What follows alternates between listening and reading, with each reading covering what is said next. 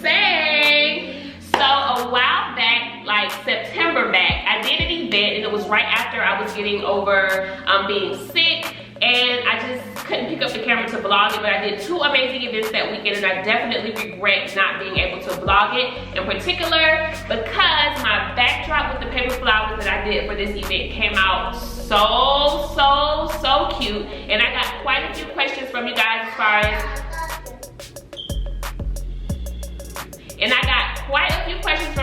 as far as well, not just you guys, but also my Instagram followers. If you're not following me on Instagram, please go ahead and follow me. I have my Instagram account linked down in the description box.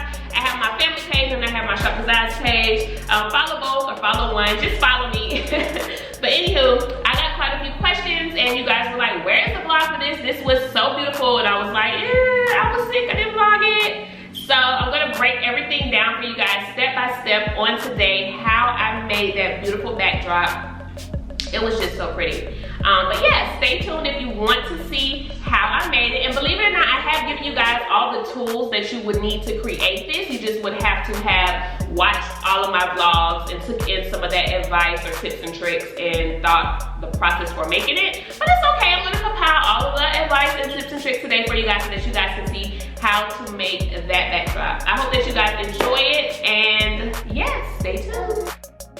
So to make this project, you're gonna need paper flowers, you're gonna need foam boards, you're gonna need your Boxwood Hedge, and you're gonna have to figure out if you wanna hang your Boxwood Hedge on pipe and drape like I do, or if you wanna put your Boxwood Hedge on plywood, which is what some people do. You're gonna need some type of sharp object like a box cutter, X-Acto knife, scissors, and you're also gonna need your hot glue gun. So those are what you're gonna need to do this project. So the first thing you're gonna do is take your Boxwood Hedge, and you're going to figure out how big your piece is. The next thing you're gonna do is take your paper that you're gonna need for your paper flowers, and you're going to create your paper flowers. I've told you guys before, my very first vlog on here was how to make paper flowers. I've also done another vlog on freestyling your paper flower templates, how I do them. And then for this particular backdrop, I did purchase these templates from an amazing template creator, paper flower maker, that I follow on Instagram, and I will link her down below.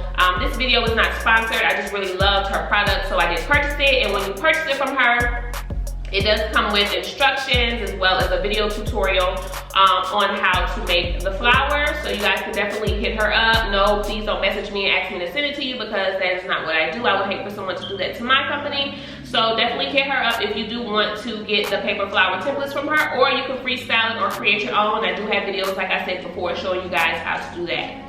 But in order to get this look and make it as gorgeous, I do think that her template was perfect. And tell her I sent you. I don't know her or anything, but I just want her to know that, you know, I'm out here supporting, you know, businesses. I try to do that when I see businesses that I love. So yeah, so after you have your paper flowers, you're gonna make your paper flowers, and then you're going to take your Boxwood Hedge. I showed you guys this before as well in one of my setup with me Boxwood Hedge videos. I lay my Boxwood Hedge out on the ground. I take my paper flowers and I position them to try to gauge exactly how I want to shape them. Once I have that figured out and I've made enough paper flowers to cover the space on the Boxwood Hedge that I want, then is when I take my foam board. For this project, I did use the huge piece of wall that I showed you guys a while back when I did the number 2. I'm using that same, the balloon tube at that. I'm using that same board. I had a piece left over, and that's what I love about this. It's very durable and thick, so it's really good and sturdy. So I use this to create the base for my paper flowers. Once I have it laid on the Boxwood Hedge, I then take my wall and I slide it up underneath the paper flowers, or reposition them on top of it, however, and then I take a marker and I just kind of outline the shape of the flowers as they're sitting on top of the wall. I then take the marker, a dark marker. As you can see, I do have some drawn on here for a different project that I'm working on for you guys. But I basically take it and I draw around the wall the shape of the flowers as they're sitting on there. Then I take a picture so that I remember exactly how I have my flowers laid out. I take the flowers off and I take my X-Acto knife. You can also use a box cutter. You can use a knife from the kitchen, whatever, something that's really sharp that'll give you the cleanest cut possible. And I cut out the shape of the flowers that I traced onto here. So it'll be almost like a weird puzzle piece shape depending on how you do it. So I'm just gonna take the knife, do one clean cut that goes around, so it may come out like a triangle or whatever, but it'll be one solid piece. After I have that piece done, I take my flowers and I reposition them back onto the foam board. I take my hot glue gun and I hot glue my flowers onto the board. Once I have the flowers hot glued on the board, I then take my X-Acto knife or your box cutter or your scissors or your knife, something that's gonna give you a clean cut, and I retrace any excess that's on there and cut that off. That way I don't have to have as much showing for later on when I'm trying to cover if any of this wall is showing. And so now that I have my flowers cut out in place, then I take the wall, and I have an example here. This is the one that I showed you guys. I showed you guys how to do this. This is the same one I used for Dakota's birthday backdrop. Only difference is I take, this isn't on here how I normally do it, but I just say this is another type of foam board that you could purchase. This is just one of the larger pieces that I got out of Hobby Lobby. But once I have my flowers on here and I have it cut, like this is the piece cut in a circle. So after I have it cut as neat as I can get it without the foam showing under the flowers, I take a door hanger. This one I got from Walmart. It was just $2.50. And I take that and I tape it using some heavy duty duct tape. This is some Scotch tape, but I use some heavy duty duct tape. And then I also take a pipe straw. I push 2 holes on both sides here. And then I stick the pipe straw from the back end through so that it comes through here on one end and here on one end. And then I twist it. That way, if this does slide down, the pipe straws catch it. If the tape, gives out for some reason, which it never has for me. But for some reason, at least if that pipe straw is sticking through here, it'll catch the hook. And then once you have this put on here, you're just gonna take your hook and you're just going to hang it up on. So as long as you have this secured properly with the right tape, then this will definitely not have a problem. And if you want to see step by step how to do that, I showed you guys in Dakota's birthday vlog setup when I did the Boxwood Hedge with the balloons, and I'll try to link it up here for you guys for easy access, as well as in the description box. So once you have it all attached on here, all you're gonna do is take it. You don't even need a ladder because the paper flowers are super light. The sun isn't letting me be great, but you're just gonna stick it up there. Excuse me.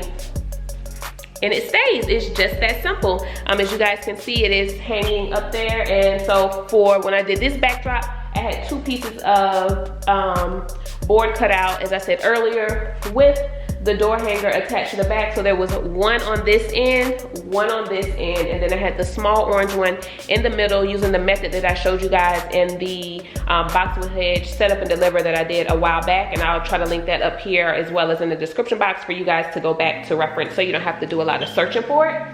And once you have it up there, now what you're gonna have to do is do some good coverage for the rest of the backdrop. So you want to cover as much of the Boxwood Hedge as you can. You saw my design, that was what I chose, but you can design this however you want to. So the next thing you're going to do is take the greenery leaves. Remember the greenery leaves I actually used in my last vlog for my mom's giving tablescape. You're going to I used those same leaves from that project for my mom's giving project. I got those from Walmart. They were $2 a stem. I think I probably purchased $30 worth, so I had about 15 stems. And they were pretty big in size, so I was able to cut them, and maneuver them how I needed to.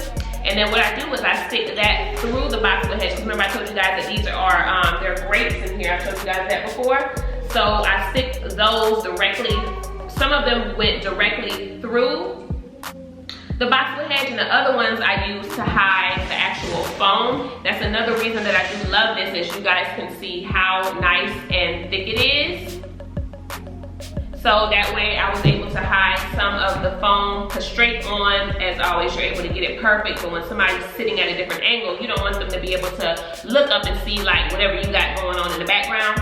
So some of the leaves I actually was able to take and stick through this foam to hide that, so that that it wouldn't be showing in between the flowers. And when I tell you, I absolutely loved how this project came out. It was by far one of my most favorite paper flower backdrops for going forward.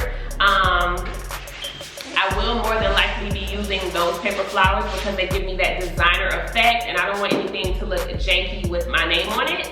So yeah, I absolutely love how they came out. I will say, okay, come on. Sorry guys, we're potty training. I'll be right back. She has to boo-boo. Alright, sorry guys, I'm back. But yes, going forward, I will be using those paper flowers for any paper flower orders. And I will go ahead and be honest with you that while those paper flowers are beautiful, they're beautiful for a reason. That is because the amount of paper that it takes to create and the time it takes to create is a lot more than I would typically use. But it's so worth it for the look. Huh? Okay, go ahead and finish boo-booing. You're doing good.